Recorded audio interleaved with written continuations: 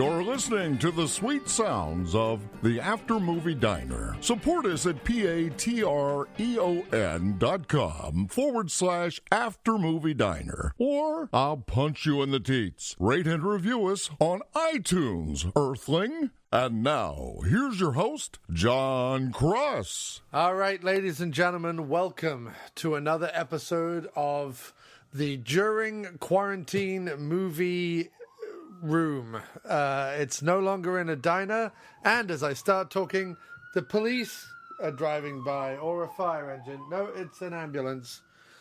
Another poor schmuck on its way to hospital to be thrown on the dung heap of the apocalypse. That's right. It is the During Quarantine After Movie Room, which is the new title of the show.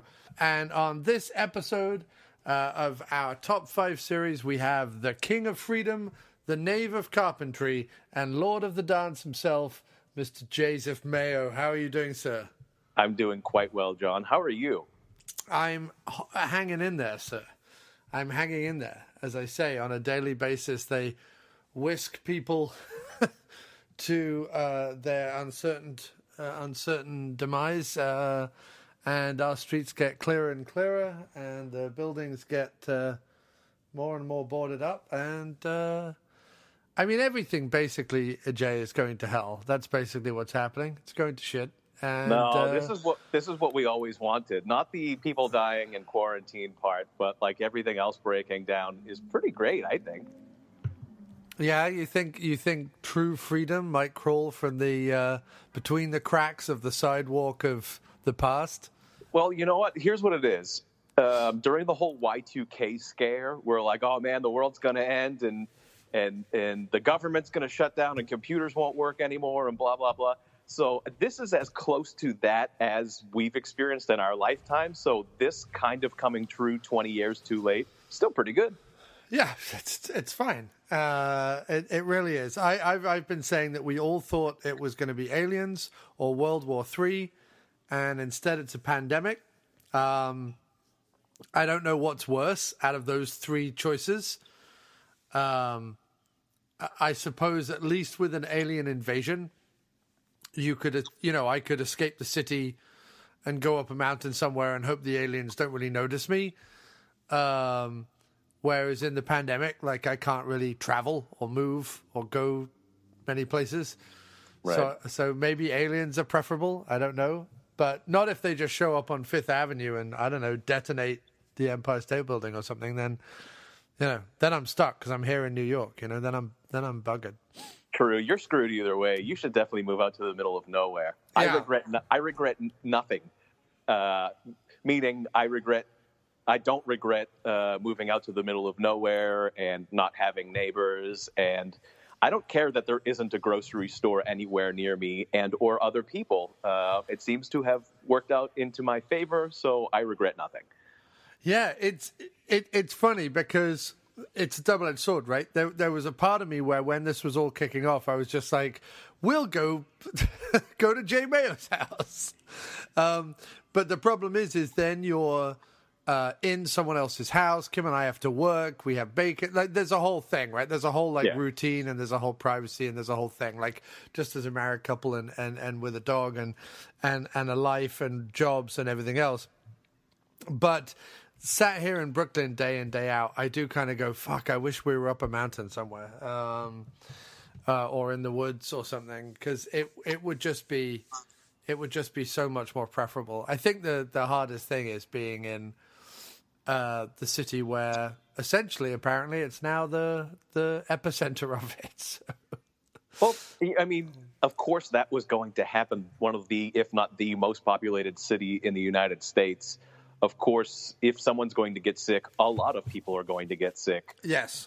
So that sucks. It really does. Of course, you're in the mecca of stuff, right? You're in the mecca of art and cinema and culture and all of the things, right? You have all of the things, but you also have so many people. Yeah. So that when something like this happens, your grocery stores sell out quickly, and the most amount of people are going to get sick. So it's kind of a trade-off.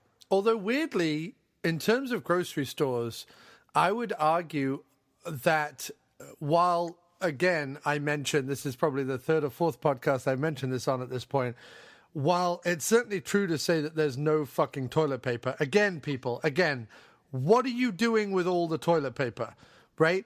That you literally don't need any more toilet paper than the toilet paper you would usually use. I will give you one extra packet for the fact that you are no longer shitting at work, but you're now shitting at home. So I'll allow you one extra packet to bolster the fact that you're no longer shitting at work. That I'll give you. But what the fuck are you doing mass buying toilet paper?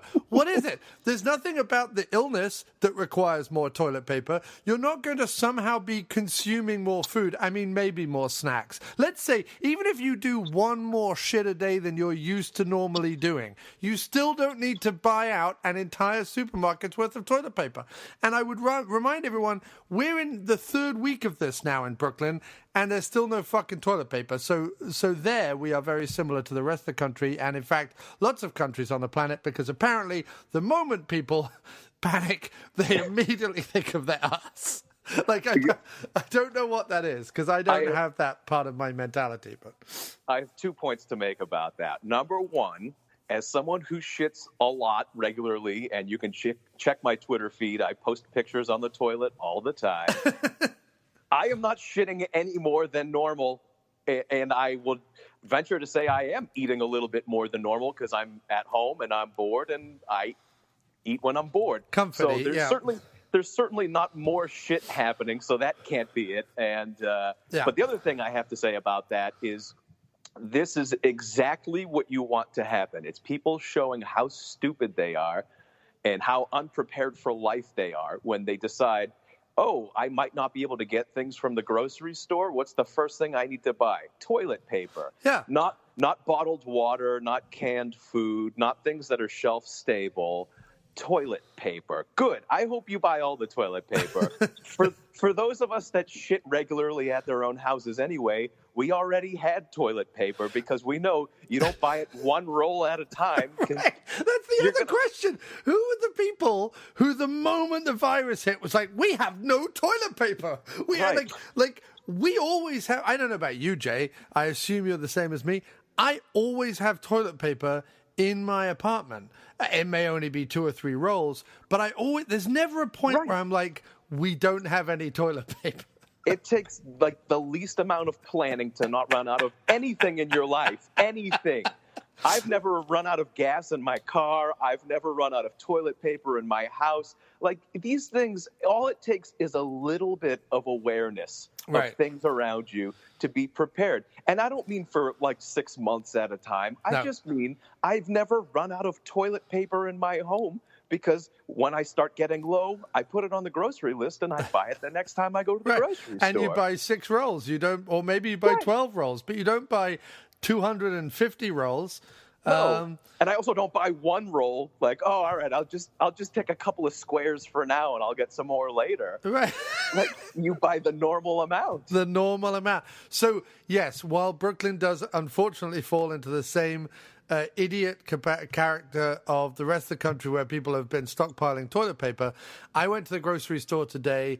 There was fresh vegetables, there was meats, there was canned goods, there was bags of chips, there was bread, there was milk, there was all of the things, Jay, in the supermarket, except toilet paper and hand soap. Hand soap, I understand, but there was no toilet paper. And I'm like, well, I know you're not buying more food to ship more because there's all this food on the shelves. Yeah. Like, if the food was selling out exponentially the same as the toilet paper, you would see a correlation. You would be like, this guy came in, bought 500 hamburgers and thought, I'm going to be shitting a lot, and then bought the toilet roll. But that's not what's happening. The 500 hamburgers are still in the freezer. The toilet roll, on the other hand, gone.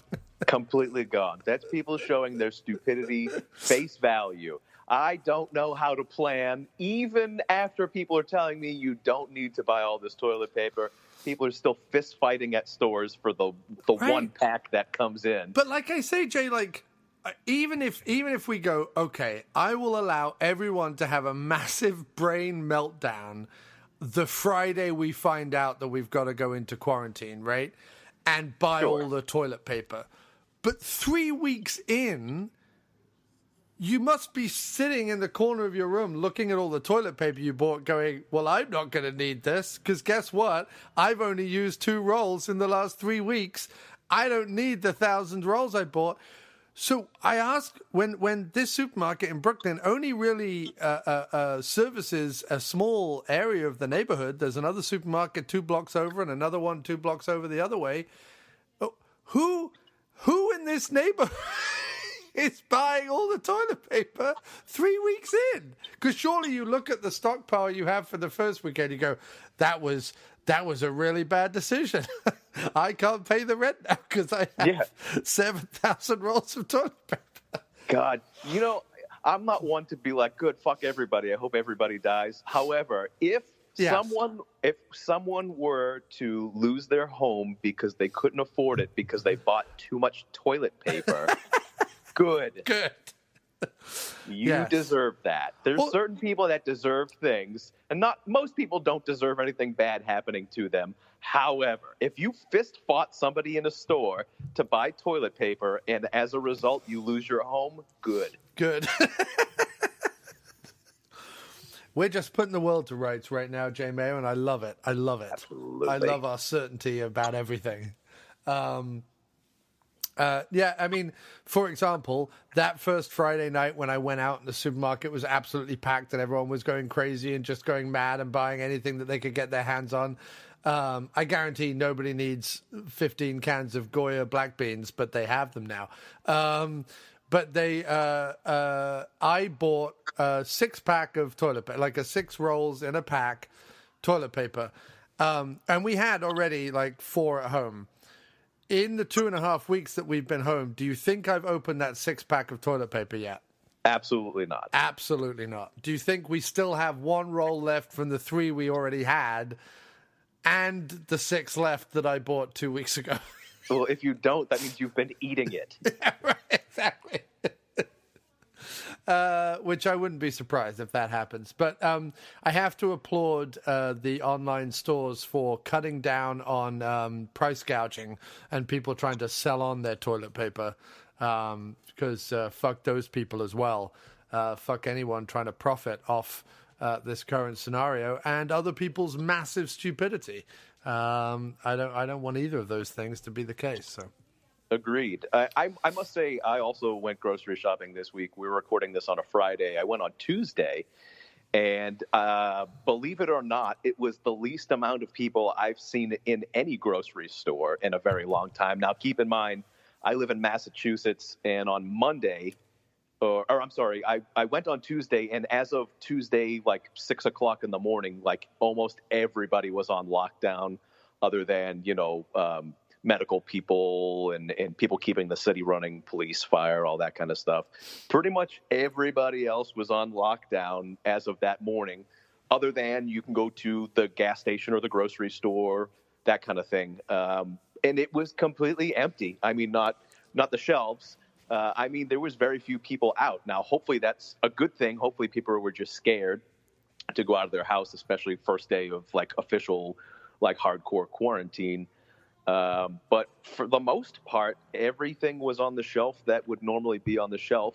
Again, the canned food was a little light, and the pasta and rice aisle was a little bit light. Yeah, but there fine. were still plenty of things. There were still choices. It wasn't like they were completely wiped out. Yeah. And guess what? They even still had some toilet paper. Not a ton, but they had some. If you were completely out, they had some. Right. But yeah, it wasn't nearly as bad as everyone maybe assumed it was going to be. Now, I will say I drove past a grocery store today, and the parking lot was completely full. So maybe people realized, all right, now we're, officially 4 days into hardcore lockdown. Nobody goes to work, and maybe we actually are eating a little bit more than we would normally be eating because. The grocery store was pretty full with, cars in the parking lot. So, or maybe people were just getting some sly parking parking lot HJs before Well, that's they a had very to go back distinct to... possibility. The lot lizards have been out. So and the other thing, too, is I'm sure people are getting cooped up. So they're like, fuck it, I'll go to the grocery store. It's the only place we can go. Right. So I'm sure a little bit of that is going on. And I will also say, as someone who is an avid walker and hiker, especially in the local area, there's a state park right near me, and there's lots of like local parks and local trails to walk on. I've not seen more people out on these trails walking their dogs or out with their kids than I have in the last week. Good thing and bad thing, right? So it's a great thing that people are outside and getting exercise and staying active and keeping the kids active and all that. Wonderful. Except there's a ton of people out. So which means there's probably a ton of people commuting, and now there's people close to each other. And I'm sure at some point someone's going to sneeze on somebody, and it's just going to prolong this whole thing. So, I mean, you can see both sides of the coin there. Totally. Can we just talk quickly, though, about the mass hysteria that is children, right?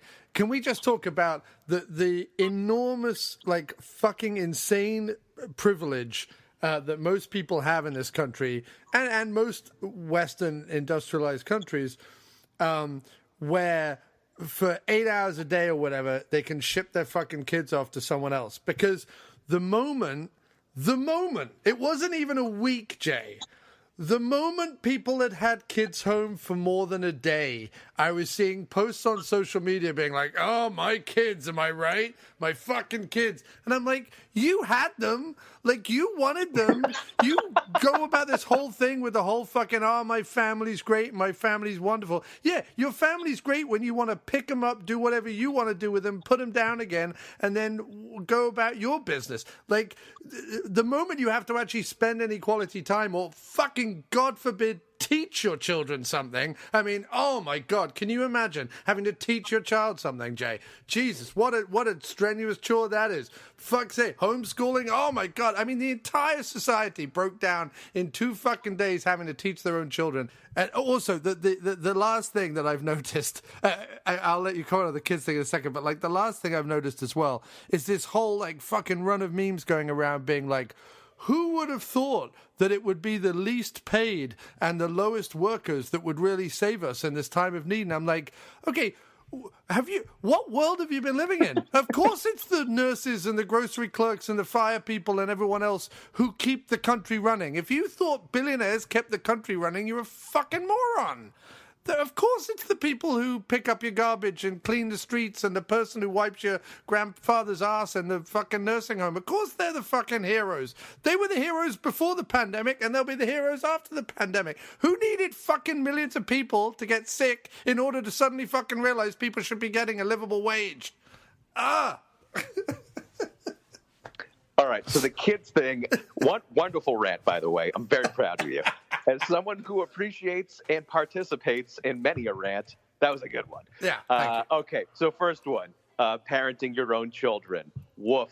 Okay. I happen to live in a very small town, and most of the people in this town, you could say, are quite privileged. Most of them have a little bit of money, if not a lot of money, and they can afford to live in this town that has extremely high taxes, and the houses are very expensive, and so on and so forth. I chose to live here. I can't really afford it. I say that all the time. I really can't afford to live here, but I choose to live here because we've got an excellent school system, literally brand new high school. And my daughter started high school. She's now a junior. The year she was a freshman was the year that they opened the brand new high school. It's everything state of the art. And again, we pay through the nose in taxes to have those kinds of things, which is wonderful. Great school system, public school system, quite literally brand new high school. Everything is great. I have no complaints about that. What I do have complaints about is if you go on Facebook or any other place, I'm a member, just like almost every other parent in the school system, of like the Facebook group of the school, the parents of the kids in the school. And of course, it's wonderful. Some of the people on there share information like the second it comes out that pertains to the school. Parents help each other out. Hey, is anyone going here? Can someone drop my kid off at soccer practice? Blah, blah, blah. Great. There's plenty of great things. Don't think that wasn't the first place that everyone in town went with their memes and what am I going to do with these kids and blah, blah. And exactly like you said, oh no, look at how these kids are now inconveniencing my life because they're going to have to stay home. Hey, guess what? 99% of us are non-essential. We're home anyway. What do you mean, what am I going to do with these kids? Right? Continue being their parent. Yeah. Pretend like it's Saturday or Sunday. They don't go to school on those days. What do you do on those days? Here's an idea. Read a fucking book. Right. I mean, take interest in what your children are doing. Pay attention to what they're, because, as I'm sure almost every other kid in America is doing now, our school went to online classes, right? You do all the classes online. The teacher does some sort of assignment. You watch a video, you fill out a questionnaire, whatever. So, hey, how about look at what your kids are doing for their online classes? Look at all the online resources that they're giving to your kids. Follow through. Make sure they're actually doing the work. Why not, seeing as you had the fucking children in the first place, you spend a little time with them and don't act as if there's some massive fucking inconvenience to whatever fucking wine you were throwing down your neck, Karen. Right, exactly. And I don't want to hear the excuse, well, I have to work from home too. Wonderful. If you happen to have the kind of job that you can work from home, and let's do devil's advocate. Let's say you have certain work hours you must perform, right? You have to do online meetings, or you have to take phone calls, whatever it is. Or you're a sex worker. Yeah, if you're a sex worker, you don't have to work from home. I think you could get out to those the shopping center and get into that parking lot and figure it out. But, no, I meant one of those online video sex workers. Yeah. If you have an OnlyFans account or something like that. Hey, listen, I understand if you have specific hours that you need to take your calls and do your video chats and whatever. That's fine. Your kids don't have a timeline to do their schoolwork. It just has to be done by the end of the day, right? Everything just has to be done by the end of the day. So that means you can go and do your video conference for 2 or 3 hours or whatever it is, and then you can take a break and get your kids started on whatever they have to do. And if they have questions, they can wait for you, or you can wait for them, and you can work together. Or you could shift your work hours, or they can shift their school hours so that you're both available for each other if need be. Or raise your kids to be self-sufficient. So there's not a kid that I know of that doesn't know how to navigate a laptop. It's not that difficult. Most kids know how to use a laptop. Most kids, that's how they're doing their work, is through their laptop, either at home, or I know a lot of schools were giving them out. Some kids are doing it through like an iPad or something like that. The kids know how to use that sort of technology. It's not 1991 and people are like, internet? What the hell does that mean? Kids know what they're doing. Just follow through. They know where to find the good pornography. Right. They know how OnlyFans works. These kids are smart. They're smart kids. They know what sites to go on and what sites not to go on. They know how to use Snapchat and all the different filters. They're smart kids. They're the ones that drive all this fucking technology. They know how it works. Yeah. Just follow through and make sure they're doing it. It's not that big a deal. No. And if having to be home and working from home and taking care of your own kids is that much of a burden, then guess what? You are a shitty parent. You need to look in the mirror and make changes in your own life. You have no one to blame but yourself. It's not society's fault. It's not the school's fault. It's not Donald Trump's fault. It's not the coronavirus's fault. You've always been a shitty parent. It's just now glaringly obvious. And congratulations. You have some changes to make. Okay, rant number 2. Yeah, be better. Hashtag be better. Yeah, everything comes down to just being better, right? Yeah. It has everything to do with you only think you're a good parent until the shit hits the fan and you realize, oh, wait a minute, maybe I'm not that good of a parent. No one is going to say, all these people that are posting memes about how shitty their kids are and having to spend time with them, 0% of them are going to be like, well, I guess I'm a shitty parent now. None of them. That doesn't apply to them. They're busy posting memes instead of paying attention to their children. Yeah. So there's that. And I already forgot what the second thing that you ranted about, but I'm sure I can also rant about whatever it was. No, I knew that I could do the parent rant, even though you yourself are a parent, and you would agree with me because that's the thing. I'm more fired up now than I was before, and I'm so fired up. I don't even remember what you were talking about. That's how fired up. That's how fired up I am. Yeah. And if the worst really comes to the worst, and you're that shitty a person, feed your children the excess toilet roll and kill both things with. John. All right. I didn't want to say this, but I'm going to say this. The same people that are posting about how shitty their kids are the same people that are buying up all the toilet paper, and I think that's pretty obvious. Yeah. Furthermore, okay, I remember now what your second rant was about. Furthermore, to touch on your second point, it's not the nurses of the world. It's not the guy picking up garbage of the world. It's not the guy sweeping it's not the janitor cleaning the school floor to ceiling right now. It's none of those people that are posting that. And you want to know why? They're too fucking busy cleaning up and making sure that we can go back to work and your kids are safe back at their school and that you're getting treatment at your hospital and so on and so forth. It's none of those people. It's none of the people who we all of a sudden realized are fucking crucial to our existence. It's none of those people. Yeah. It's the people that can afford to be home with their kids. Not financially. I mean, it's the people that don't have, quote unquote, essential jobs, people that can work from home, people that, whether they're white collar or blue collar, people that are home that are like, what am I going to do with these fucking kids? Those are the people that are also buying up all the fucking toilet paper and all of the canned goods and all of the pasta. And then it's just going to sit in their house and fucking rot. And then they're going to throw it all away. 6 months from now, they're not going to even know that they have those cans. Right. Because they will have clubbed their children and their husband to death with it. Yeah, let's hope so. I hope the kids club them to death. Once again, not unlike the Y2K thing, I hope this is like the breakdown in society where kids realize like, I got shitty parents. I'm gonna have to kill them. Yeah, just fucking shitty parents. No, it's the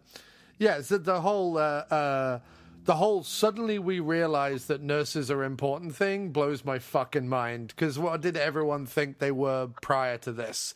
Or like the person who checked. Oh, also, the assumption that people have suddenly figured out that grocery clerks are worth a damn means that prior to this scenario, they were the assholes that looked down on grocery clerks, like being a grocery clerk was somehow not as good as being whatever bullshit fucking Wall Street cocksucking job they had. You know what I mean? Like, it was these people who would go to the grocery store and be like, I don't have to make eye contact with this person or be nice with this person. I'll just fling them my fucking Amex Gold card, fucking buy my Grey Poupon and fuck off. You know what I mean? Like, it was those people, and those people are the worst people on earth. They were the worst people on earth before the virus. They're still the worst people on earth.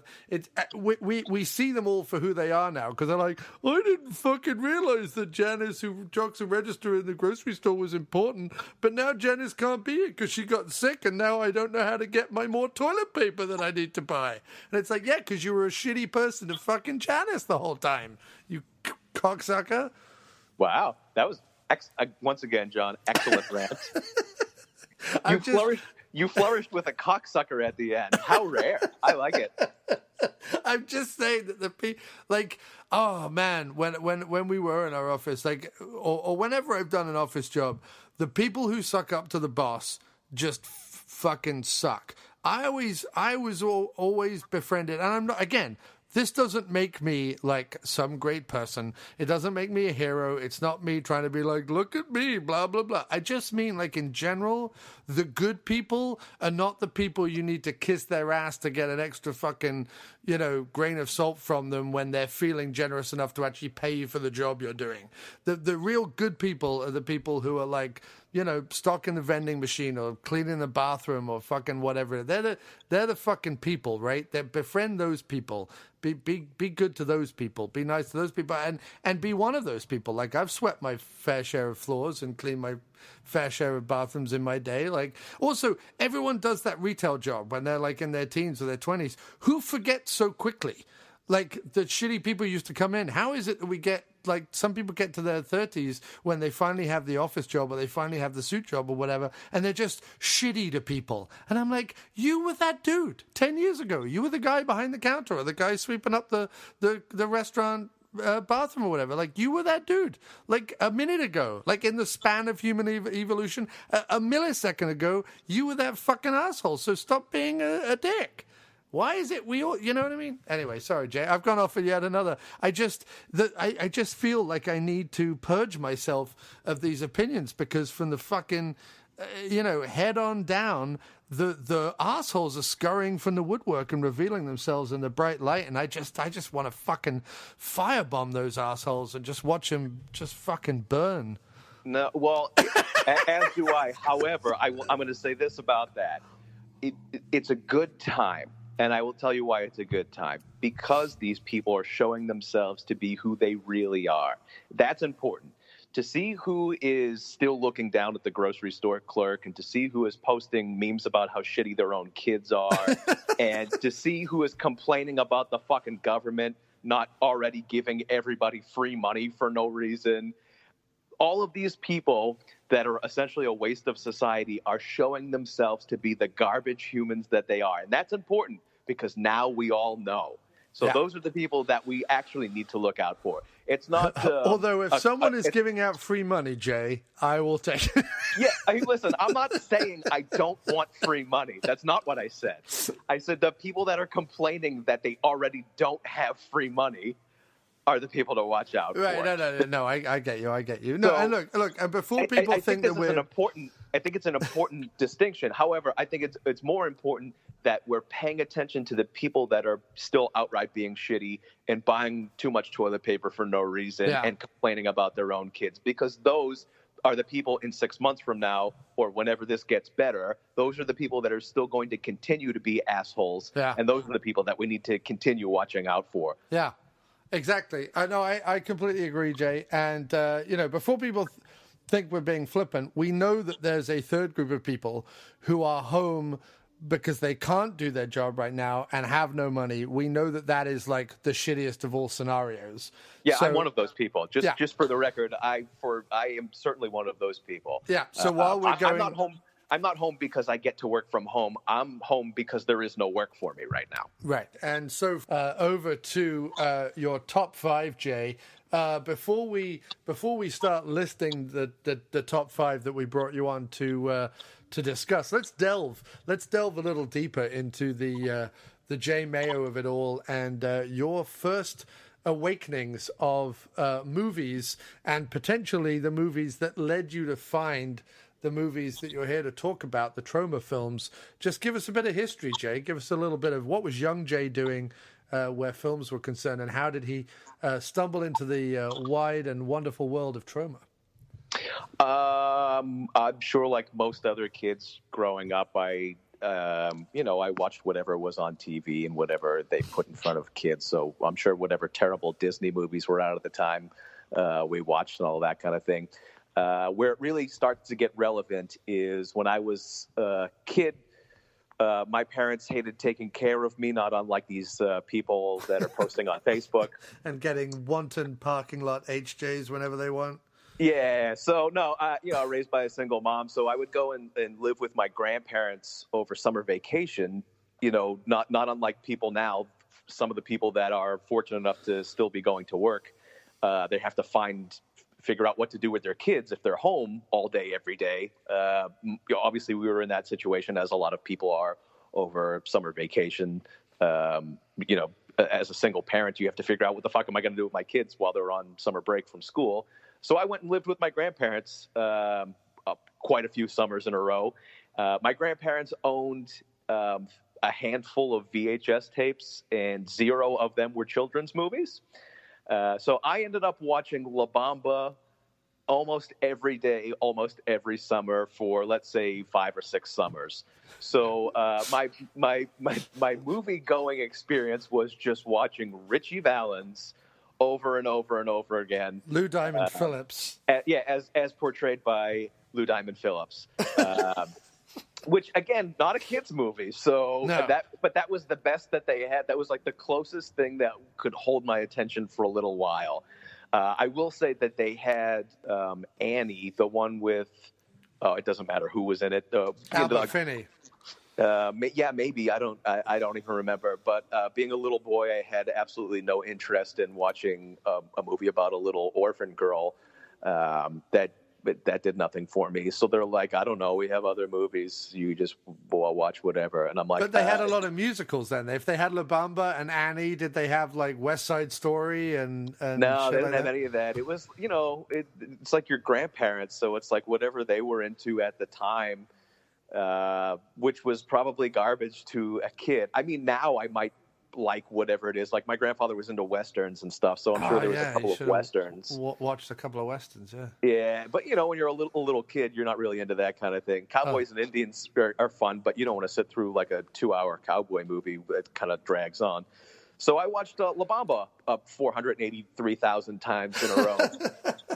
So that's what really stuck with me early on. Movie watching was watching La Bamba over and over and over and over again, and of course I've covered it here on the Diner. Yeah, and I've talked about it a million times on a million different podcasts. It is for sure.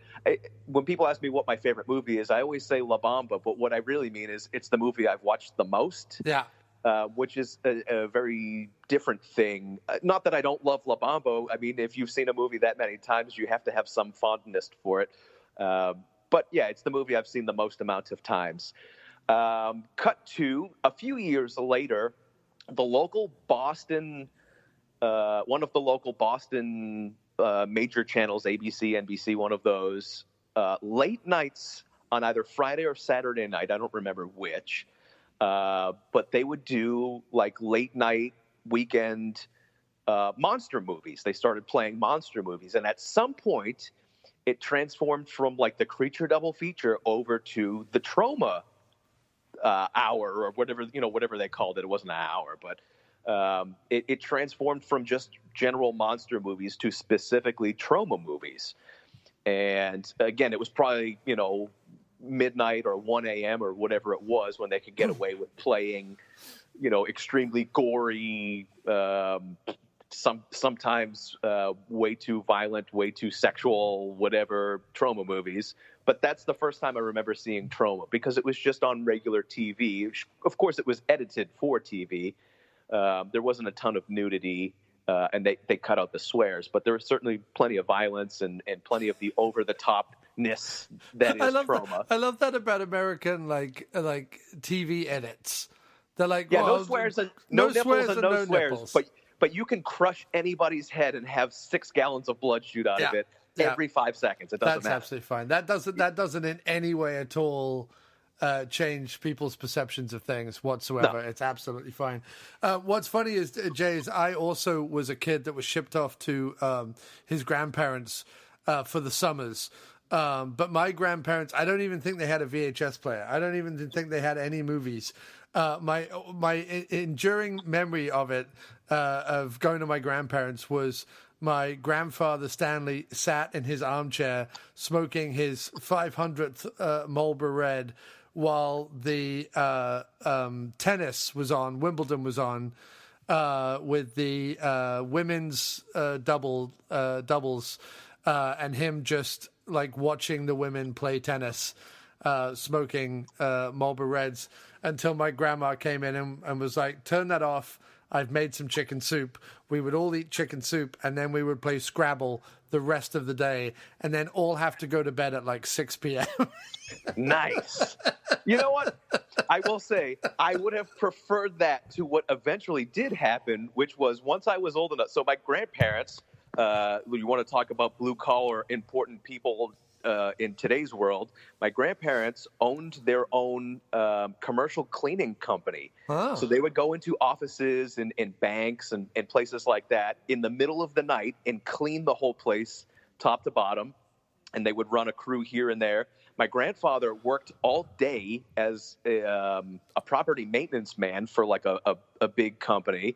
Then he'd come home and then go out for hours on end at night, cleaning places or bringing equipment here and there or whatever my grandmother needed him to do.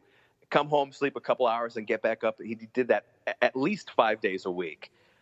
So as I got a little bit older and I was able to help, I went to work. So at about age 12 or something like that, I would stay up all night and clean office buildings and help out doing whatever I could do, shampooing carpets or wiping down windows, emptying trash, that kind of thing.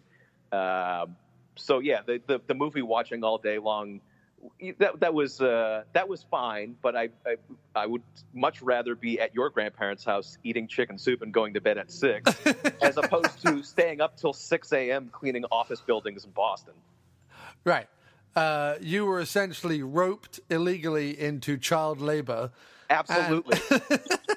100%. Yes, but here's the thing: is like at some point everybody worked for my grandparents, like in my family, like everybody, my sister, my cousins, my aunts and uncles, my mom. Like at some point everybody worked for my grandparents. It's good to have that family business, though, man. It's good to have that thing. Like we didn't have a family business like that, but my dad knew. And this sounds bad, but it wasn't because he was like an alcoholic or anything. But my dad knew the owner of the local pub, the Prince of Wales, where we would often go on a like Saturday afternoon for fish and chips and sit in the beer garden kind of thing with the kids. And so as each of us got of age, because you can't work behind the bar, but you can work in the kitchen, sort of from 15 years on. So every one of us, once we turned 15, my sister, me, and my brother Nick, we all worked in that kitchen or worked behind the bar or cleaned the toilets or whatever it was of that pub for like a year at least, before then going out and getting our own job. But like that was the job we were all like filtered through, because my dad knew the landlord and he was like, when's your next son turning 15? Yeah. We need someone to chop potatoes and scrub the sinks and stuff in the kitchen. So yeah, I was like a kitchen hand for like the first year, did that a bunch. But the other thing, because my dad was in the bank for a while in England, he got my sisters all jobs in the bank. I never did that, but my sisters worked in the bank for a bit. So that was another thing, but like as bank managers or customer service people or whatever. But no, that pub kitchen saw 3 generations of cross men. Yeah, and that's what makes you a good employee now, is having to do those crap jobs when you were a kid. Well, that was my point earlier. Like, who doesn't like? I assume most people, except obviously the Trumps of the world, but most people have to do that at some point. Someone has to jock a register, right? Like, yeah. And who are the people who 10 years after having jocked their own register is like, well, when I start earning a crust, I'm going to go and spit on those people. Like, who are those guys? Like, surely there would be some kind of solidarity of the retail workers of the world, but apparently not. No, I guess not. And I will say, in recent history, I've applied for some jobs managing either a retail store or other places where younger people work. And every time that I interview for a place like that, they're always like, well, what are you going to do about these kids? Because kids don't really work anymore.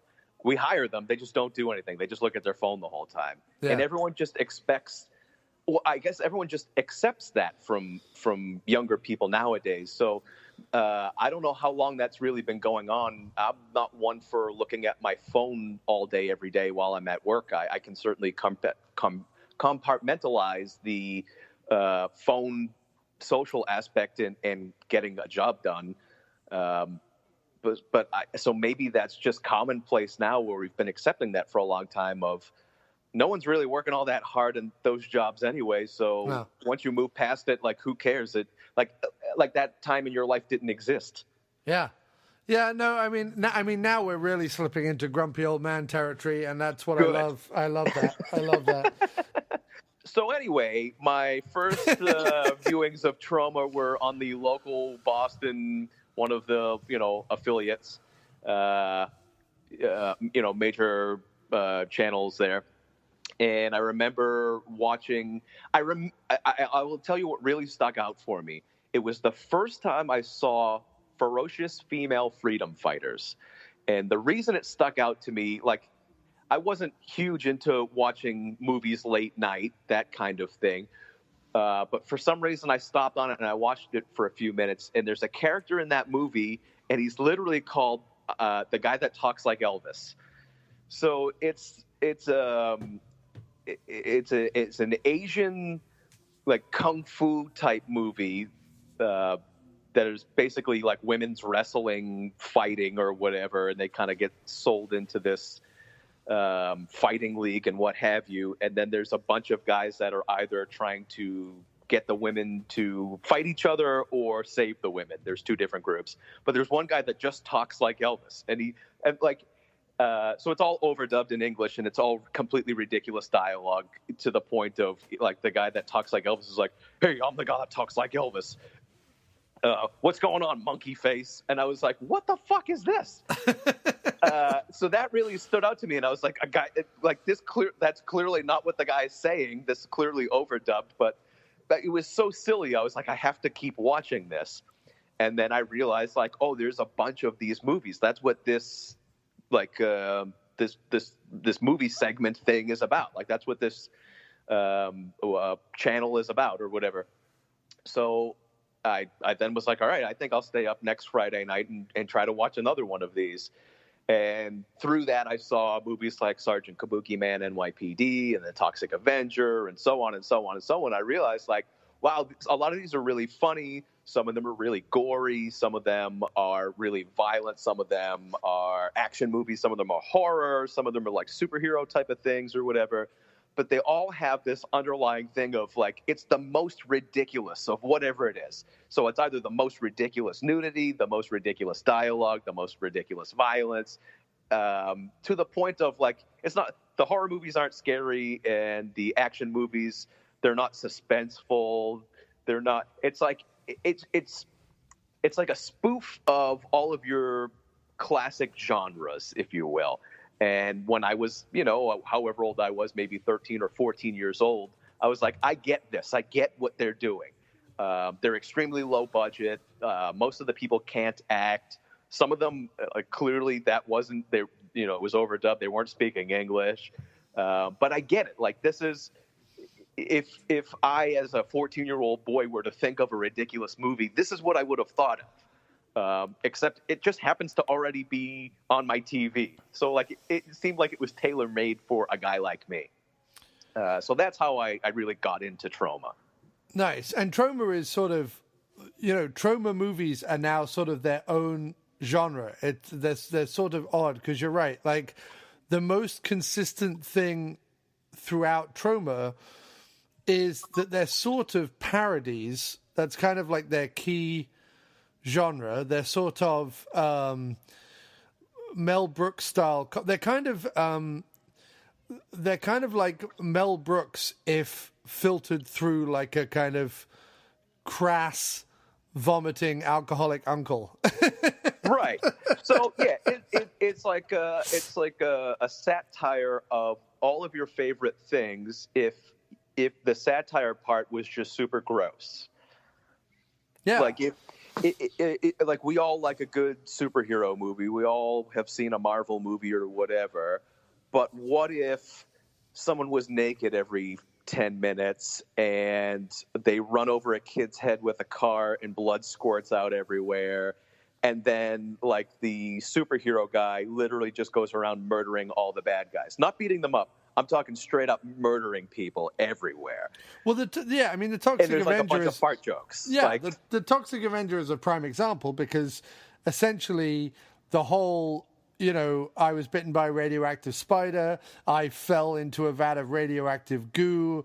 I was encased in ice for 70 years and came out. Like, a lot of superhero origin stories, or even supervillain origin stories, are like super fucking weird. They all come out of the like science heavy 50s. When they were first being written, and they often have those kind of either nuclear scare kind of origin stories, or they have like alien origin stories, or they have whatever it is, or industrialist, wealthy industrialists or whatever. Like, it's all that kind of stuff. And what Lloyd Kaufman went was like, well, if someone actually like got infected with toxic or a nuclear waste or whatever it is, like, actually, this is probably, they'd be more like a mutant than they would like be some benevolent Spider-Man or the Hulk or whatever, Right. So yeah, the Toxic Avenger is sort of a commentary, a very crass, silly, violent, nudity-filled commentary on the ridiculousness of superheroes anyway. Like, Lloyd Kaufman is the ultimate, like, none of this fucking makes any sense anyway, so have at it kind of filmmaker. Yes, and I will say, so we'll get into it, but almost all of my top 5 have a through line of both good versus evil, because a lot of their movies have a through line of good versus evil, whether it comes from an unlikely source or not. But the movies that Lloyd actually makes, because we can get into how Troma actually re-releases a lot of things and purchases films and all that. But the movies that the principal owners of the company, Lloyd Kaufman and Michael Herz, the movies that they actually make, a lot of them are social commentary. So Toxic Avenger is a great example of that. But whatever's going on in the world at the time, whether it's politically or socially or in films or whatever, they put those aspects into their movies. They do it in a much different way than most people would do it, but they put those things into their movies. And you can read into as much or as little as you want in any of these movies. But if you look at, like, we'll talk about Toxic Avenger. So one of my top 5, for sure, it's the face of Troma, probably their most popular film of all time. The Toxic Avenger spawned 3 different sequels. The Toxic Avenger, number 1, the original, it was meant to be a spoof, not only on, a Superman type or a Spider-Man type of superhero, because obviously it is, but it was spoofing what was going on in society with corporations, corporate greed, the fitness club craze. The movie was originally titled Health Club, and it wasn't about the bad people. Well, it was, but the main bad guys in the movie, they all hang out at the health club. They all hang out at the Tromaville Health Club, and then they go on to, you find out that they're running people over with their car for thrills, and they end up picking on the janitor. Once again, it always goes back to the janitor. He's always the hero, whether it's in these movies or in real life. The janitor ends up being everyone's hero. And they pick on the nerdy janitor, and he tries to kill himself. He jumps out the window because everyone's making fun of him, and falls into some barrels of toxic waste, and that ends up transforming him into a monster that also happens to be like a hulking strongman, and he uses his physical strength to defeat all the bad guys, whether it's the mayor of the town or the people, the patrons of the gym that are killing people for fun, or so on and so forth, all the bad guys throughout the movie. But it really is a social commentary on corporate greed and bullying and the health club craze. And like there's points where the people in the city government are not only corrupting each other in that, like, they're trying to sell off land to put in toxic waste dumps and this and that, and everyone's in on it, from the mayor to the assistants to the people that own local businesses and all that kind of thing. But also, like, there's a guy in the gym selling drugs to people, selling steroids, and like they convince, like, kids to do terrible, like have like little kid gangs and so on and so forth. So everything that goes on in the world, the Lloyd Kaufman made Troma movies always have those things in it. So it's not just a movie that has boobs and squirting blood and this and that. You could read into that as much as you want. You could say, like, I like this movie because there's boobs every 5 minutes, or I like this movie because they crush people's heads, or I like this movie because they use the F word and they fart a bunch of times. Like, I like all those things. 14-year-old Jay loved that. 40-year-old Jay loves the fact that they can literally have a character in one of their movies that is literally a fascist pig. Like, I get that. Like, 14-year-old me got the dick and fart jokes. 40-year-old me gets, like, the fascist pig reference. Right. Like, and believe it or not, there's a ton of depth in a lot of their movies. Now, some of their movies I can't speak for. Ferocious female freedom fighters, not on my top 5. It was just a silly thing for them to do. They bought an Asian action movie, and then they overdubbed it with silly dialogue, and it made it a totally different, funny movie than it was. It was a straightforward action movie before. Then they overdub it, and it's just silly. There's nothing to read into that. It's just a silly movie. But the ones that Lloyd make, you can read into as much as you want, and there's always a protagonist and an antagonist. There's always a through line. There's always something in these movies. So yes, there's not a lot of money and not a lot of production value, and most of their actors are amateurs, if not their first movie ever, or volunteers or whatever. But I think there's a ton to these movies that I love. Yeah, and I mean, Lloyd Kaufman he's not unique in the sense of there are plenty of not plenty, but there are many that you could name sort of independent film producers like Roger Corman and obviously Lloyd, and then Charles Band. There are plenty of other kind of independent producers who have sort of made their living kind of pumping out cheap movies. Probably the closest to Lloyd Kaufman is someone like a Charles Band, where like a full moon picture is definitely its own thing. You know what you're getting in the way that a kind of a Troma movie is. However, and it's interesting because I was kind of talking to Matt about this when we were doing our Albert Pune episode. But like, unlike something like a Charles Band, where he's like, does it have dolls or shrunken people in it, and are they killing people? Great, we'll make that for $500,000, put some tits in it and get it out. Like you say, Lloyd is writing, directing, shooting, producing, and very often acting in these things all the time. They all have some level of like mad or weird or whatever social commentary. He himself is an incredibly intelligent, eloquent guy who also can make a great shit joke or a great vomit joke, and has a wonderful kind of anarchic attitude, and also is a salesman, like just sells his Troma stuff all the time. It's part of his pattern now. Like, it's just, sometimes you just can't talk to Lloyd without him kind of immediately slipping into, have you heard about Shakespeare's Shitstorm or whatever it is they're trying to sell this week. Absolutely. He goes from Lloyd Kaufman, the producer, director, writer, to Uncle Lloydie the salesman very quickly, which is the only reason that his company still exists. Right. If he didn't do that, because no one else is pushing for Troma films. There's a small handful of us that like it and will continue to buy it, but no one else is going to be like, hey, let's write a glowing review of Shakespeare's Shitstorm. That's not going to happen. So he's the only one going to bat for him. And you're absolutely right. I mean, he's really one of very few people that I can think of that is doing what he is doing, in that he's literally he's doing it all, and he kind of always has been. You talk about independent film. Not a lot of people are the writer, the director, the producer, the marketing team, the everything.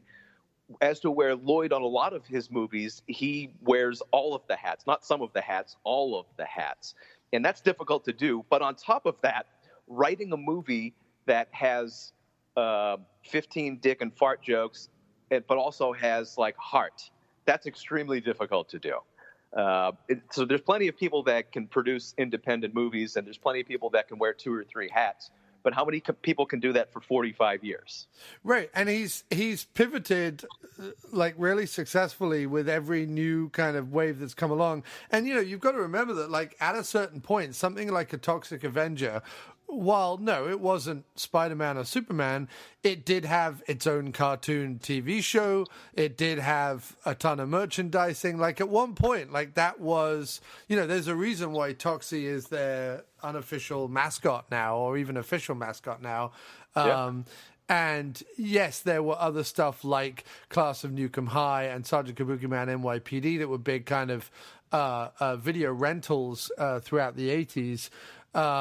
But, there's a reason why he's gone back to the Toxie World time and time again, because it really did... I remember the Toxic Avenger cartoon series before I even knew what Troma was or where it was coming from. And I know that in the 80s, everyone was getting a cartoon series. Ghostbusters got a cartoon series. Rambo got a cartoon series or whatever. But, for the Toxic Avenger to have a cartoon series, that's pretty iconic at that point if you're a little low-budget indie filmmaker from Brooklyn. Absolutely. And more so to that point, yes, all of those things are correct. However, Ghostbusters, Rambo, all of those other things, maybe with the exception of Rambo, all the other things that they were quick to make a cartoon about, Toxic Avenger came out in 1982. I don't think the Toxic Crusaders, the cartoon series and video game and all that, it didn't come out till many years later. And the Toxic Avenger is fucking rated R, like hard R. Yeah. Like hard R. They shoot a dog in the movie. They show them shoot a dog in the movie. What other movie can you think of is that violent, that sexual, that gory, and all that? And they're like, you know what this needs? Saturday morning cartoon. That speaks to the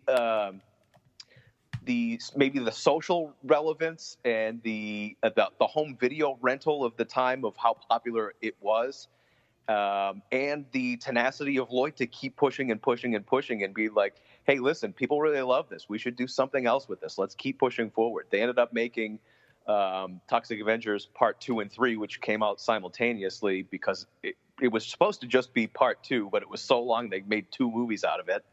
But that was around the same time that they came out with the cartoon and the video game and the toys that went along with it and all that kind of stuff.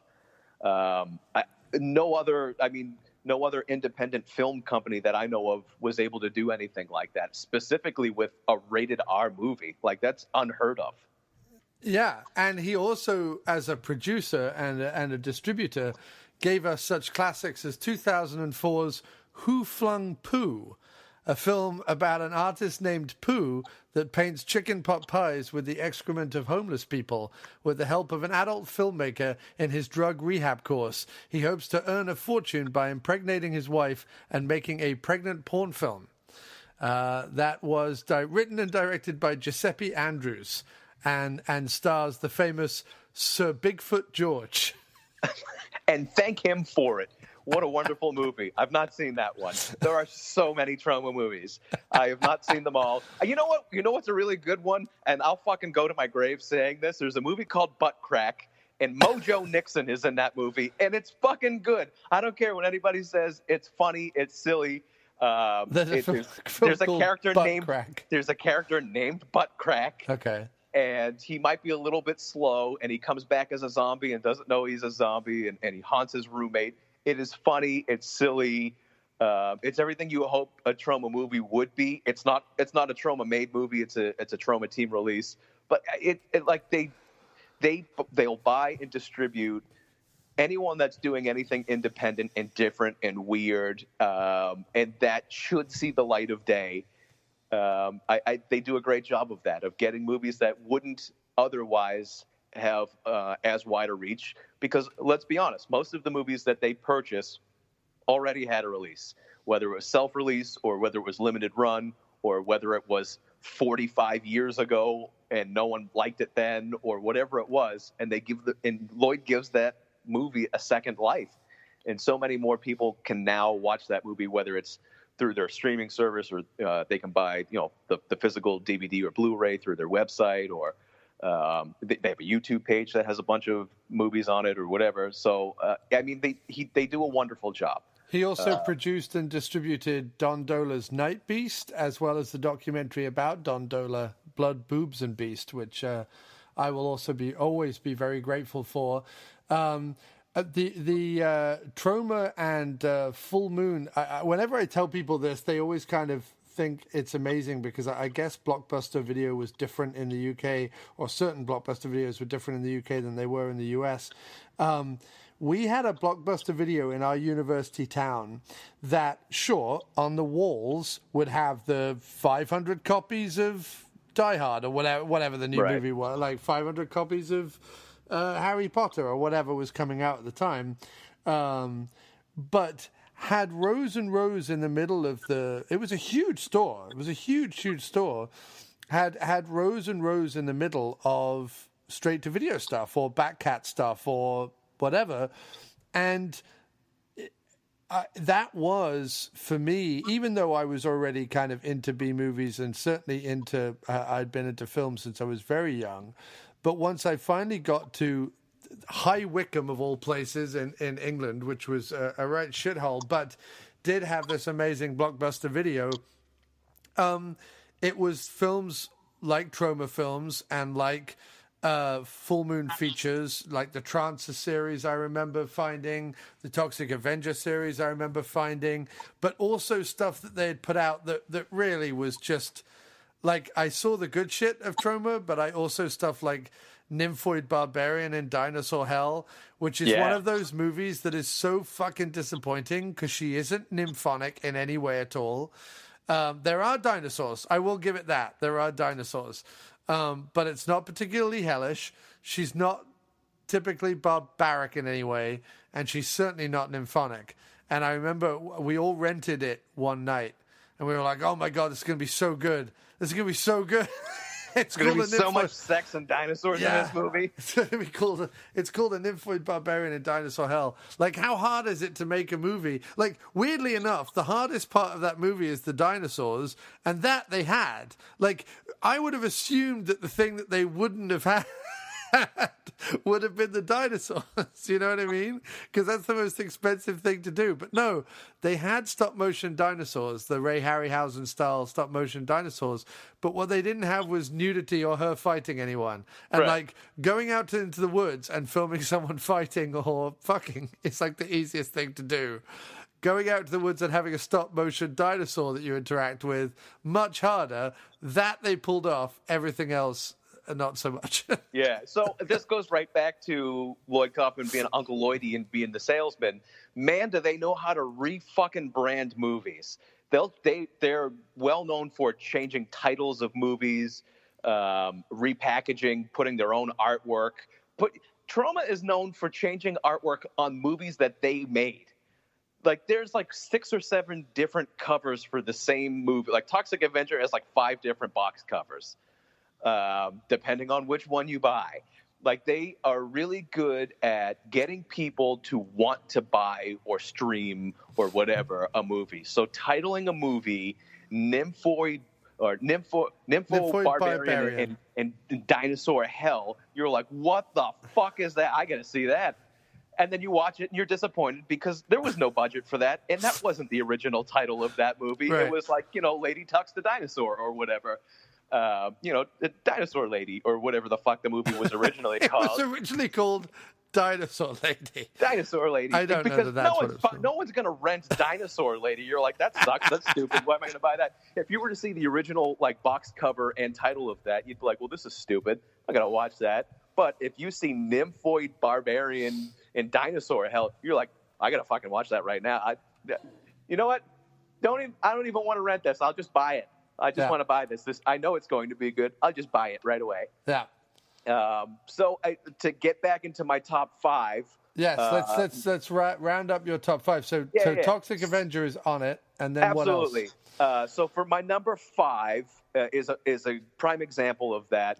A movie that was originally called The Los Angeles Ripper, re-released by Troma Films as The L.A. Maniac, released in 2011. I've seen this movie maybe 2 or 3 times, and I must say, for very low budget, suspenseful horror movie, it is excellent. It's everything you want in a really low budget suspense horror movie. The actors have clearly acted before, but not very much. Their reactions, their dialogue, all that is natural. They're not overacting. They're not polished. It's like conversation. The main character, the murderer. I mean, it's pretty clear right away which guy is the murderer and what's going on in the movie. They kind of spell it out in the first 5 minutes or so. Basically, the story is a girl moves from the Midwest to move in with her cousin in Los Angeles. Her cousin's a party girl. She introduces her to all of her friends at the nightclub, including her drug dealer. It turns out that her drug dealer is also a serial killer, and he's going around killing all of this girl's friends.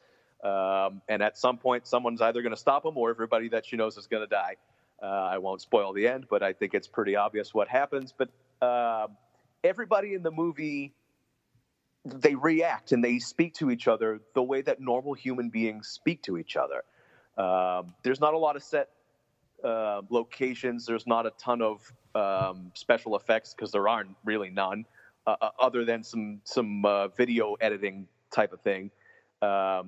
There's not a ton of practical effects, just clever camera angles and things like that. It's low budget horror the way that you would want low budget horror to be as a viewer. Anyway, like if you had $10,000 and you had to make a horror movie, this is the best you could possibly come up with for $10,000. It's a really good movie. It holds your attention the whole time. The serial killer is so believable as a serial killer. It's kind of funny in a couple of the scenes. There's one scene where the two cousins are at the beach, just having a beach day, and the guy shows up to sell the cousin cocaine, and the guy never takes off his fingerless gloves. So he's wearing a Speedo, the smallest Speedo you've ever seen, and fingerless gloves. And like, he's so blissfully unaware of how unattractive he is. He's just going about like talking to people like, "What's up? You want to hang out later?" Or like, it's funny. It's believable. You feel for all the different characters. Again, there's a through line of good versus evil. Not a lot of social commentary. It's a Troma team release, so it's not one of Lloyd's movies, but absolutely excellent, and I highly recommend it. So that's my number 5.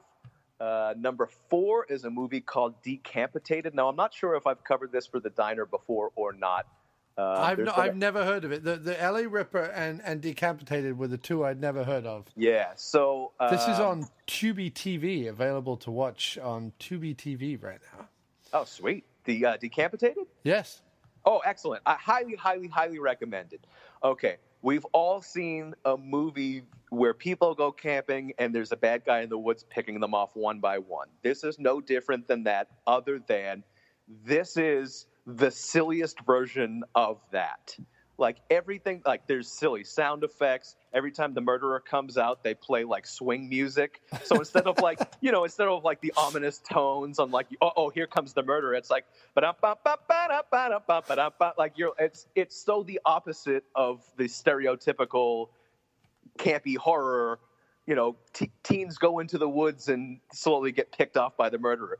The murderer, like, instead of like stalking people, like he skips through the woods, like he's having a fucking silly time. All of the dialogue is ridiculous.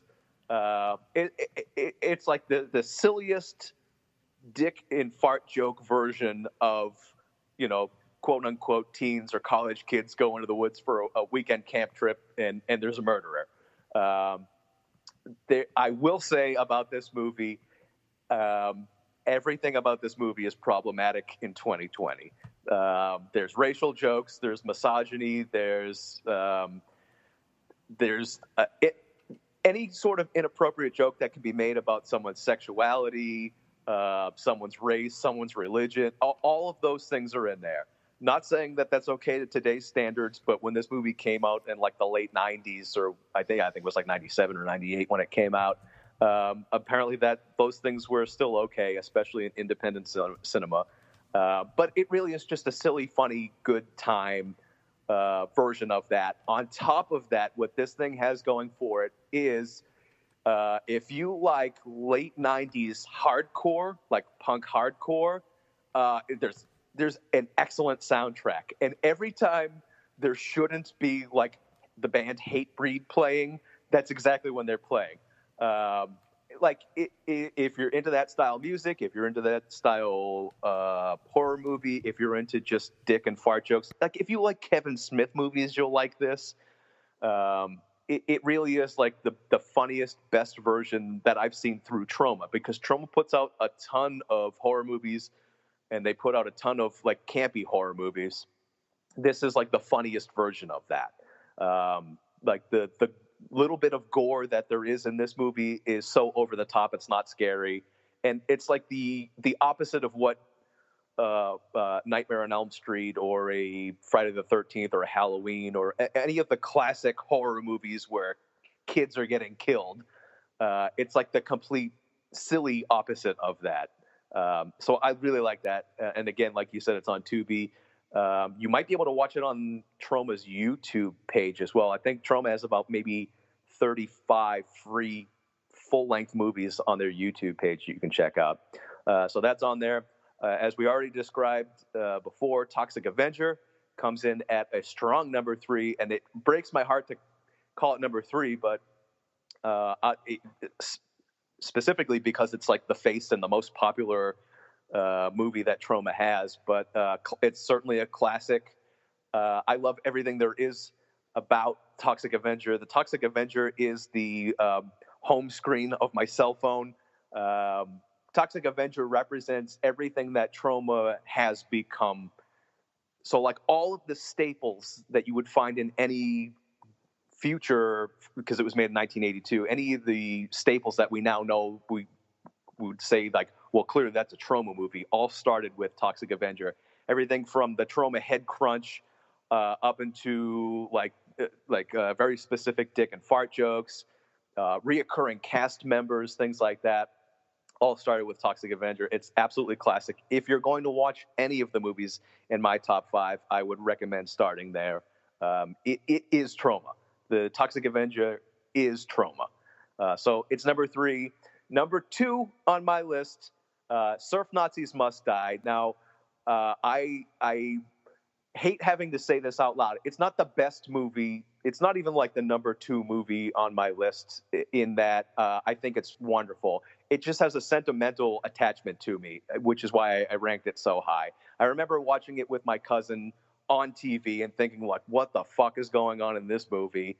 It's post-apocalyptic California where surf gangs are taking over the beaches and hopefully taking over the town at some point once they can start taking over the beaches. There's a bunch of different surf gangs, including Nazis. There's samurais. There's like tie-dye hippies. There's what I like to call a little bit neon gang, because the only thing that distinguishes them from any other of the gang is on their wetsuits there's a little bit of neon. That's it. So it's the little bit of neon gang, and they're all interfighting. But on top of that, the surf Nazis are going into town and selling drugs, and they're also straight up murdering people, including but not limited to an African-American gentleman that just happened to be running down the beach, at which point the plot twists into it's a revenge film because this gentleman's mother, who just went to a nursing home, decides to take revenge on the surf Nazis, and she's going to kill all these surf gangs. So spoiler alert, she does. She ends up wiping out the entire surf Nazi gang one by one.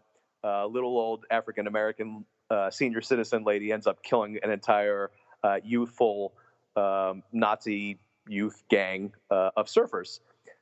So again, the plot and the movie, like the way it's shot and all that, I don't consider that to be better than any of the other movies on the list. However, for sentimental reasons, the people that I saw it with and the way it resonated with me when I was a teenager make me put that at number 2 on my list. I will also say it was re-released a few years ago, but the soundtrack for Surf Nazis Must Die came out on vinyl a few years ago. So if you're into like 80s synth, it had a very 80s synth heavy soundtrack. So if you're into that kind of thing, it was recently re-released on vinyl. You can check that out as well. And my number 1 with a bullet has to be Tromas War. Now, John and we covered this on the After Movie Diner years ago. The first time we met. It was the first film we ever watched together. Actually, yes. Not it the was first time we met. Not the first time we met. But Sorry. certainly the first time we ever watched a movie together, it was Tromas War. It's hands down my favorite. It's Now, quick question. Did we do the La Bamba episode before that? We did, didn't we? Yes, but we didn't watch that. We did La Bamba and Elvis, the biopic Elvis. But we watched them independently when I came to New York for stand-up, and then we did that episode. But Tromas War was the first movie that you and I watched together. In a hotel room in New Hampshire. Correct, yeah. In the middle of a road trip, we decided, hey, it's 3 a.m, and we're both tired. We should watch a movie and then talk about it first thing tomorrow morning. And we did. At the best cafe in New Hampshire. Absolutely. I absolutely, that's hands down my favorite breakfast place in all of New Hampshire, the Stairway Cafe in North Conway. But Tromas War, it's an action movie. Again, if you want to go back and listen to us talk all about it, you can go back to that episode. The reason that I love Tromas War, several reasons I love it, but I think hands down the biggest thing that you can take away from this is all the shit I've been talking so far about how genius Lloyd Kaufman is in doing social commentary and all that is, I think Tromas War is the epitome of all of that. All of those things came together in this movie, and Lloyd Kaufman has gone on record and talked about the reason that they wrote the script for Tromas War the way it is this was his way of saying, like, hey, everybody that loves Ronald Reagan and is glorifying war and is pushing us towards war, and they're all about corporate greed and trickle-down economics and all of these things that are eventually going to be the fucking downfall of our civilization. This is the manifestation of that. Like, they literally put this movie together to show people, like, hey, this is what it's about. If you think that war is the answer, we're going to show you what these people would look like. And again, as I mentioned earlier, there's literally a fascist pig. One of the characters has a pig nose. He's literally a fascist pig. There's corporate greed. There's mentions of terrorism, and there's mentions of like the spoils of war and all these kinds of social things that were going on at the time in 1987 when they filmed it. They literally put into this movie.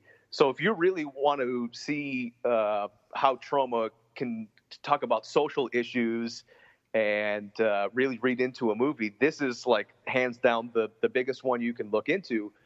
On top of that, it's an awesome action film where the good guy wins in the end, which watch any Troma movie, that's pretty much, or watch any movie, that's pretty much how things go, right? Where the good guys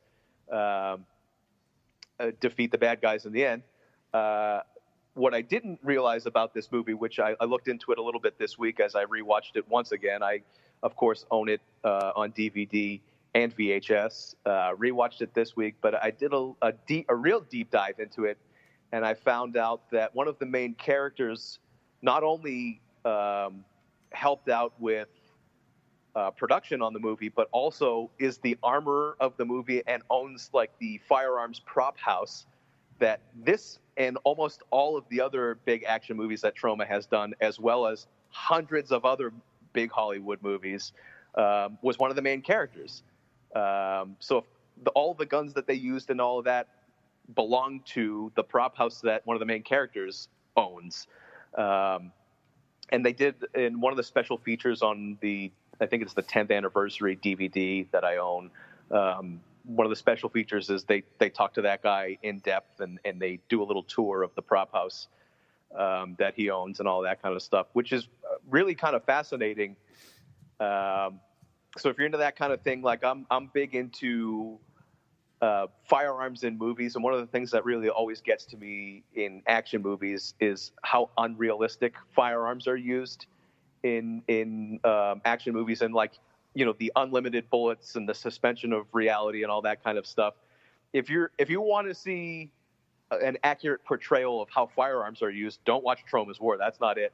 But it is cool to know that one of the main characters is also the reason that they had all of these array of weapons, which would be true to life, because some of these characters were supposed to be from different parts of the world.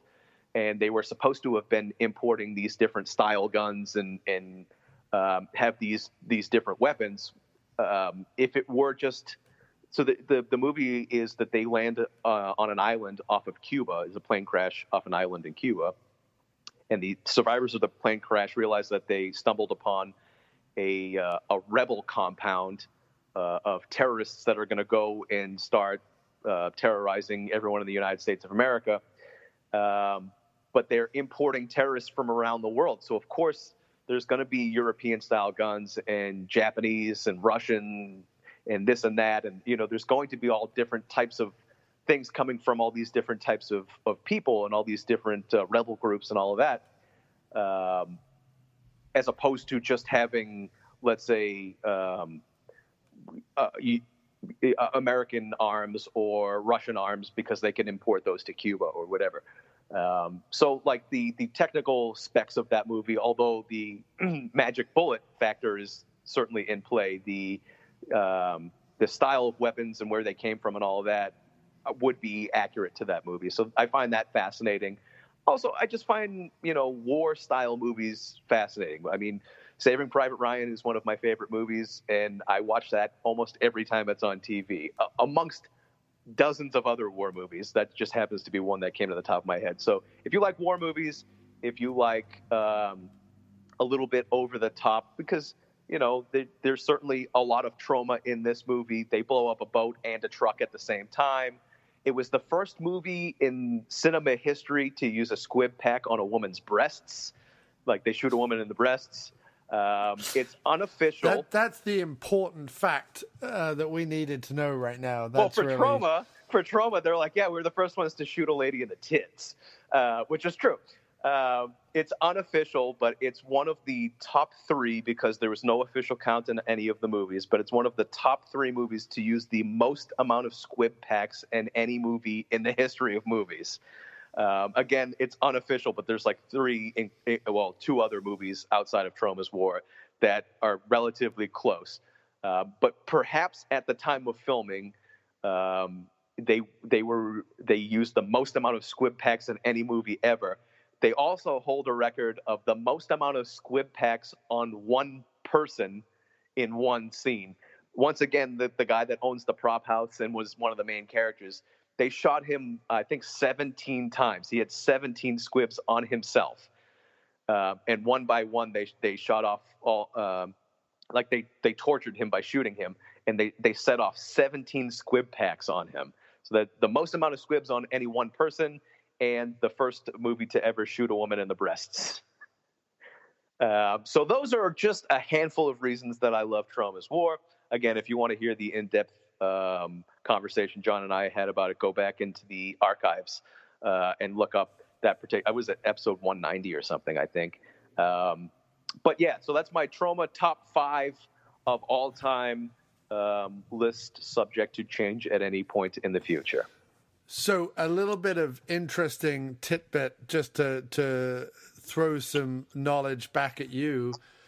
A Nymphoid Barbarian in Dinosaur Hell was filmed in Burlington, Massachusetts and New Hampshire.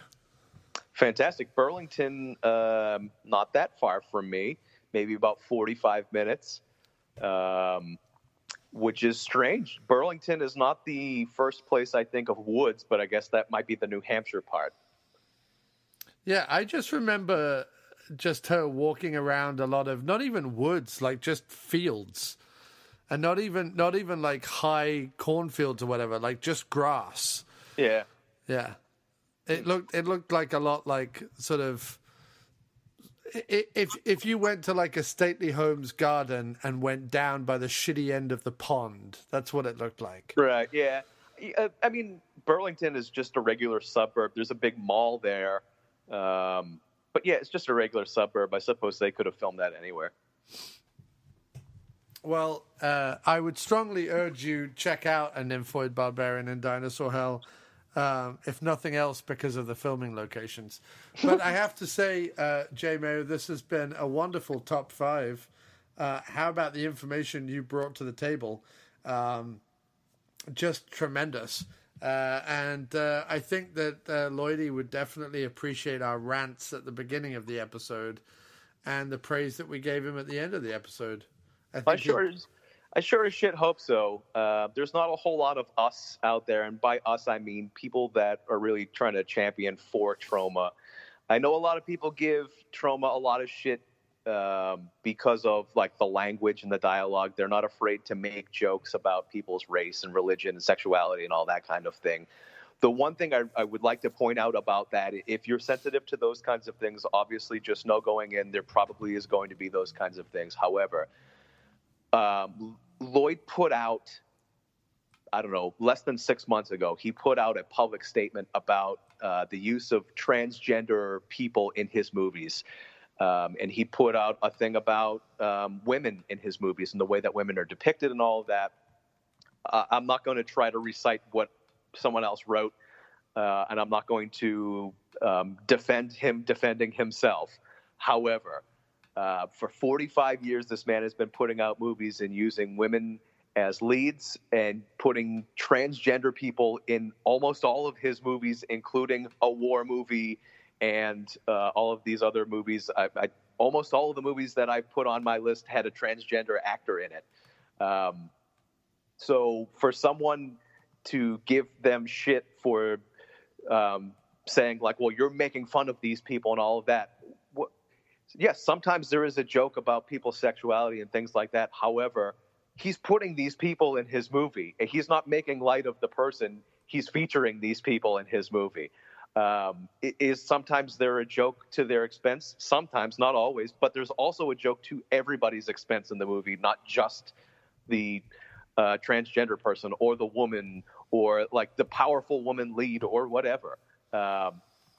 So he unafraid to stand up for himself, but also unafraid to feature quote unquote not the normal, not the patriarchy and what Hollywood puts forward. So you have to respect a guy that's been doing this for that long and stands his ground. Like, listen, these people have been in his movies, and he stands by them, and he stands by the writing of the movie and everything that the movie is saying.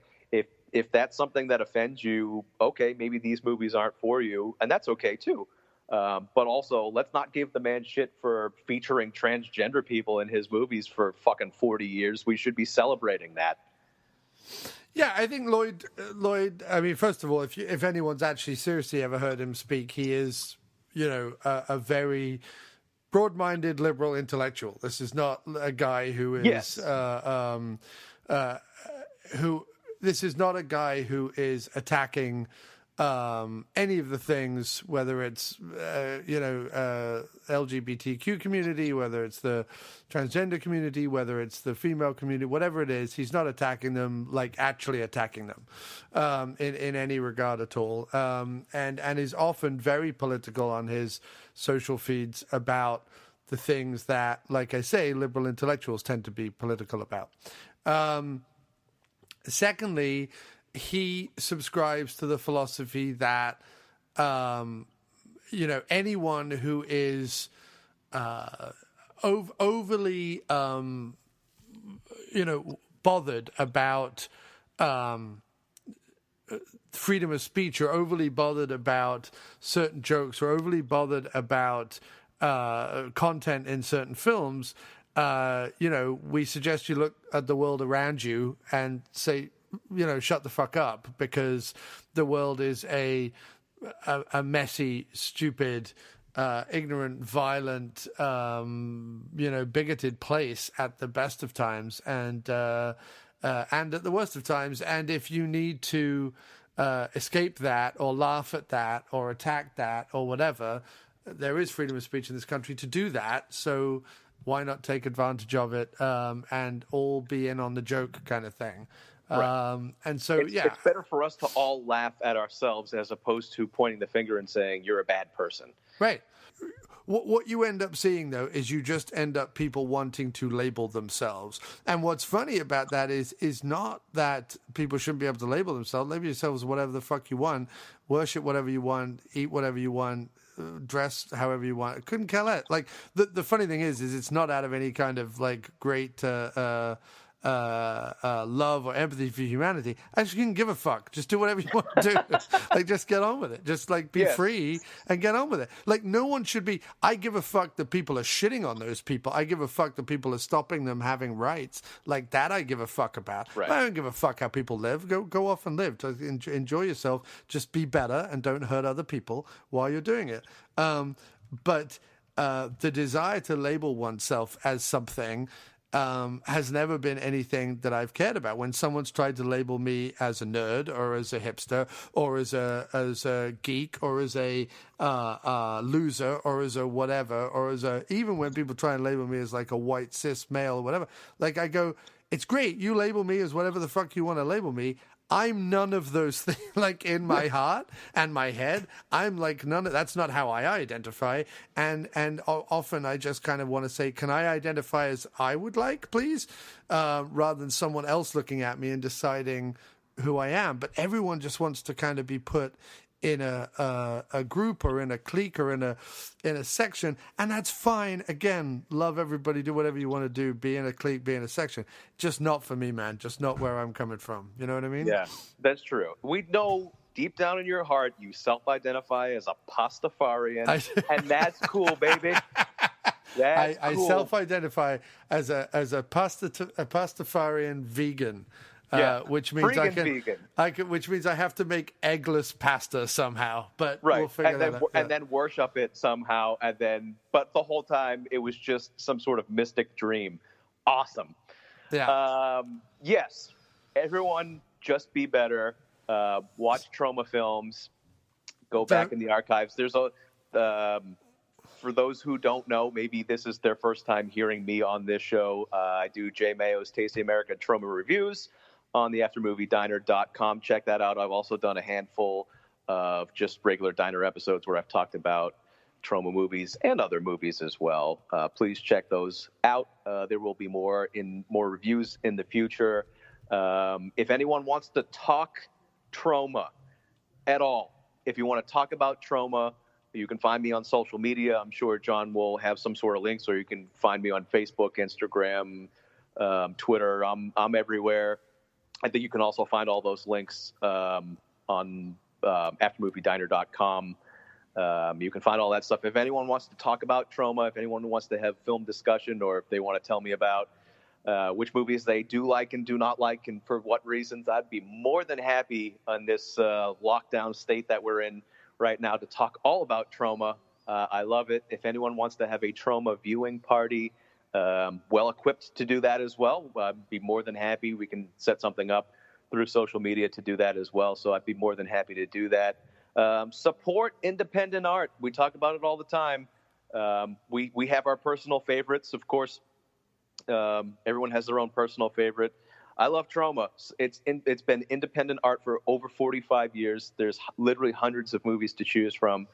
If any of this sounded at all appealing to you, I'd suggest checking it out. Go to Troma.com and check out. They have their own streaming service. Again, they have a free YouTube channel. There's a bunch of stuff on Tubi, as well as I think there's some stuff on Vudu. There's certainly plenty of things on Amazon as well. So if you have any of the streaming services, you can check out some sort of Troma movie. I highly recommend it. And I would submit that once we start cranking out movies, which will happen one day, probably when I'm 50 or something, but once we start cranking out movies, the After Movie Diner as an entity will become the new Troma. I feel that's, and I don't just mean in our movies, I mean in our ethos, in our passion, in our ever-sprawling, in our multi-faceted, because like we've got music, we've got writing, we've got podcasting, we'll have filmmaking, you know what I mean? Like we'll be spreading out. There's Motonism, of course, that's kind of got a Troma ethos to it as well. And then I want After Movie Dinerism to be in there as well. Like the more things we can do, man, the more stuff we can bring together, the better. Not only do I 100%, 200% agree with you. I can't wait for the term "the diner" to mean the After Movie Diner, not the place that you go to get eggs and coffee. I'm talking about the pop culture term diner. I can't wait for that to be the reference of the after movie diner, because I do believe someday people will reference after movie diner as simply just the diner, and that's going to be commonly used everywhere across the globe. I feel like if it was going to happen, it would have happened in our first 10 years. But listen, man, we'll hold out. You can't give up on that shit. You have to keep pushing. If Lloyd has taught us anything, it's that you just have to keep pushing forward. Yeah, except that Lloyd had his greatest success early on and has managed to spread out from that, whereas I've yet to have any level of success whatsoever. So the chance that 30 years in or something will suddenly hit the gold mine, I don't know. This is a marathon, not a sprint, my friend. It is indeed. 2 points before we hang up, sir. And I don't know if anyone. Let's say goodbye on the show, and then I need to chat to you about a couple of things. But Jay, it has been a true pleasure to have you on tonight's show, talking all about Troma films. If you think of another top 5 that you want to talk about during the quarantine situation, you are more than welcome, as always. Open door here at the diner to have you back on. It's always a thrill. Sir, thank you so much. Oh, thank you very much, John. I really do appreciate you having me on and allowing me to flap my gums about Troma. One last thing before I get out of here, and I'll do this very quickly. While everyone is still under quarantine for however long this is going to be, I understand that a lot of people are out of work and all of that, and I understand these are extremely stressful times. With that being said, the idea of what we talk about all the time of being better really hits home for a lot of people right now. Get outside, exercise your body, exercise your mind. That'll keep you in positive spirits. I went out and took a 12.8-mile walk today, almost 13 miles in the woods, just to keep my mind and my body moving forward and moving in a positive direction. I highly recommend that for everybody. If you're finding it hard to get that motivation, find me on social media. Yeah. And I will be more than happy to give you a little bit of positivity and motivation to keep your spirits up, keep your mind and your body moving in that positive direction. And one quick shout out to our friend Owen up in Vermont. I see you out there, buddy. I see you getting out there in the snow and hiking and walking and being physically active every day. That's what it's all about. It's all about, you don't necessarily want to get off the couch, and I understand that it's kind of scary, especially for people that live in big cities and all of that. But keeping that positive mental attitude and getting a physical and mental workout is just as important as buying toilet paper. So hashtag be better. Hashtag be better, definitely. And if you do live in the city and you want to get outside and be energetic, I would just please ask that you go find a bush to have a violent wank in. Don't do it on the street corner because that is problematic for people walking dogs and children. Find a bush, have your HJ in quiet peace, and then go home. You do that. Don't do it on street corners. That's all I would say. Right. That's just a word of advice to city dwellers during this time. I mean, if you live on a street maybe with trees on the street and you can surreptitiously hide behind the tree for a few minutes. Well, climb the tree and jerk off if that's what you're going to do. Yeah, right. And absolute last thing I'm going to say before I get out of here, and I'm sorry, I know I'm an idiot. If you've made it through this far, God bless you. But the last thing I'm going to say before I get out of here, other than goodbye, is I too want to remake the Poseidon Adventure. It was remaking beyond the Poseidon Adventure. Either way, whatever Jim said, I agree with it. He's right, you're wrong. That's not that. All right. Well, fuck you, Jay. Fuck you too, John. I love you. I love you too. All right. So that was a fantastic episode there with Joseph Mayo. I hope you all enjoyed that. And to finish off the show, it's yet another song from the album. I'm putting up song by song for free on SoundCloud. The link will be in the description on the show. But go check it out. It's an album called We're Working on It. There's 6 tracks right now. Once there's sort of 10 or 12 tracks, I'll throw it up on Spotify and all the usual places But for the moment, there are 6 tracks over on SoundCloud. What's coming up now is the next one. Thanks ever so much for listening. Thanks ever so much for your continued support. And stay happy, stay healthy, stay inside, stay home. All the best.